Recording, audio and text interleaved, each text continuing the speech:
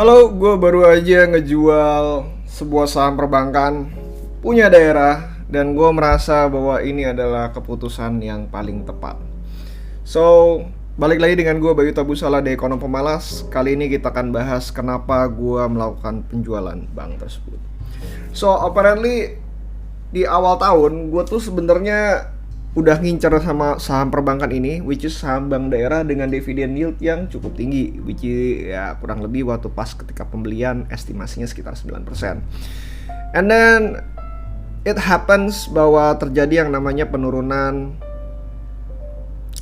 EPS ataupun revenue, sama disertai dengan penurunan dari net income-nya.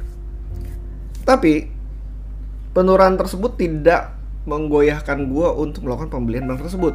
Kenapa? Karena gue pernah mendengar statement ini.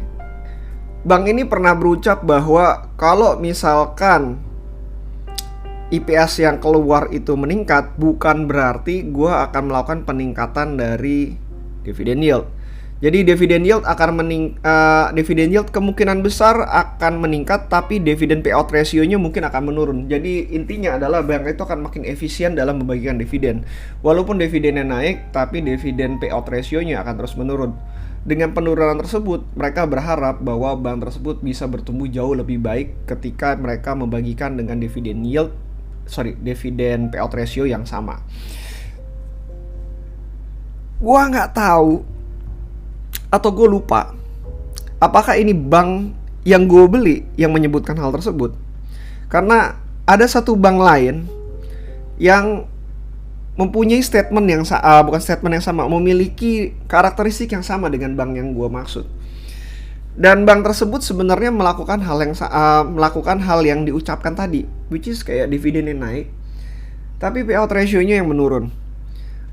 Bank yang gue beli itu tidak melakukan tersebut. Sempat ada 1 tahun di mana mereka terjadi penurunan dividen yield yang penurunan dari dividen itu sendiri, nggak harus dividen yieldnya juga. Jadi ada penurunan dari dividen yang diakibatkan karena penurunan dari EPS. But you know what? Gue akan spekulasi dalam hal ini. Kenapa? Karena gue merasa bahwa bank ini cukup solid, dan gue ngelihat bahwa dari sisi BUMN dan BUMD itu sebenarnya diharapkan untuk memberikan revenue kepada pemerintah pusat ataupun pemerintah daerahnya. Itu adalah sumber dari penghasilan mereka. Sehingga ya gue pikir dengan payout ratio yang masih di bawah 50%, gue masih bisa berharap mereka meningkatkan ke 60%, dimana at least mereka punya dividen yang sama dengan dividen mereka tahun lalu. Ataupun kalau misalkan turun, nggak turun jauh lebih banyak. And then shit happens, dimana saham tersebut ternyata tidak membagikan dividen yang sesuai dengan yang gue inginkan. And then apa yang terjadi? Karena pola pikir gue sekarang jauh lebih simple dalam melihat sebuah saham.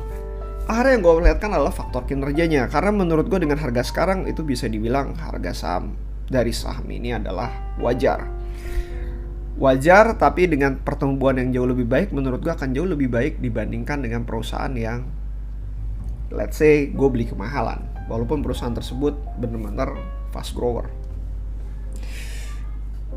Dan ternyata bulan April mengalami penurunan juga kinerjanya. Dan ketika gue melihat ada penurunan kinerja pada bulan April, gue melihat bahwa bank ini akan stay lower for longer, mungkin dalam waktu 1-2 tahun ke depan. Dan kalau misalkan gue bisa mendapatkan harga lebih murah ketika 1-2 tahun ke depan, gue akan menghasilkan dividen yield yang jauh lebih baik lagi. So I'm stay out of this stock. Gue keluar dari saham ini. Dan beberapa hal yang gue pelajari ketika gue keluar dari ini adalah, satu, bahwa mistake happens, bahwa lu bisa aja salah tanda kutip berspekulasi atau berinvestasi dengan tesis yang lu punya. Tapi yang perlu lu garis bawahi adalah ketika tesis lu cukup mudah untuk dipahamin, lu bakalan tahu kapan saat yang tepat untuk keluar. Ketika tesis lu salah, lu nggak punya jalur yang ribet untuk keluar, nggak punya alasan yang kayak lebih rumit, kayak nanti akan begini dan begitu segala macam. Ketika tesis lu begitu mudahnya, lu tahu bahwa ketika tesis lu salah, lu bisa keluar dengan saham begitu mudahnya. So that's it. Buat tesis lu jauh lebih mudah lagi untuk lu pahamin sendiri. Dan ketika tesis lu mudah untuk lu pahamin, ya lu bisa mengambil keputusan dengan lebih cepat dan lebih tepat. Apakah nanti akan terjadi kesalahan? Ya bisa aja. Ketika gue menjual, sahamnya akan naik. Dan again, salah atau benar bukan ditentukan dari harga naik turunnya, tapi ditentukan oleh keputusan lo dalam membuat keputusan itu sendiri. Cara pikir lo ketika membuat keputusan itu sendiri. Itu yang pertama. Buat tesis lo sesimpel mungkin. Kedua,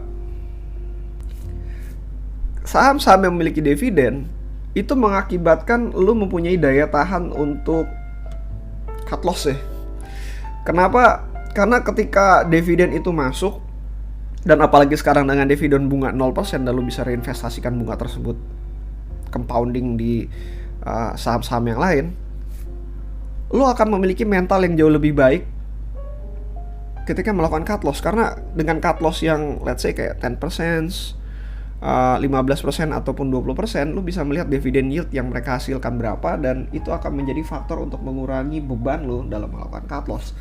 Jadi cari aja di perusahaan-perusahaan yang sebenarnya jauh lebih mudah untuk dipahamin dan benar-benar menghasilkan lah. Nggak perlu untuk cari yang harga semurah mungkin dan dia tidak menghasilkan gitu. Dan again, itu adalah choice dari masing-masing. Dan menurut gue, choice gue untuk melakukan investasi pada saham-saham yang memiliki dividen dan punya runway yang cukup panjang lebih baik untuk gue sendiri gitu. Dan ketika gue melakukan pengambilan keputusan ini untuk cut loss dari saham ini, gue merasa bahwa I'm barely scratch. Kayak ya udahlah, gue cuma rugi cuma 1-2% karena gue punya daya tahan dari dividen itu sendiri. Ketiga, yang menarik dari sini adalah kenapa lu nggak menjual ketika dividennya tersebut diumumkan. Dimana ketika dividen itu diumumkan dan dividen itu masuk, lu masih mengalami keuntungan. Dalam hal ini keuntungan yang cukup tipis. Ya, karena saham adalah, tanda kutip, makhluk hidup. Yang lu mesti perhatikan adalah kinerjanya. Seandainya dia tesisnya nggak masuk, karena gue punya 2 tesis mendasar, which is tesis pertama adalah dividennya. Ketika dividennya nggak masuk, tesis kedua yang harus berjalan, which is kinerjanya. Artinya kalau dividen hari ini nggak masuk, ekspektasi dividen tahun depan ada kemungkinan untuk masuk ekspektasi.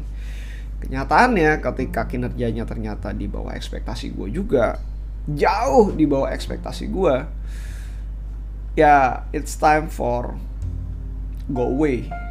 Kenapa ya? Kembali lagi, lu punya kesempatan untuk investasi di tempat saham lain.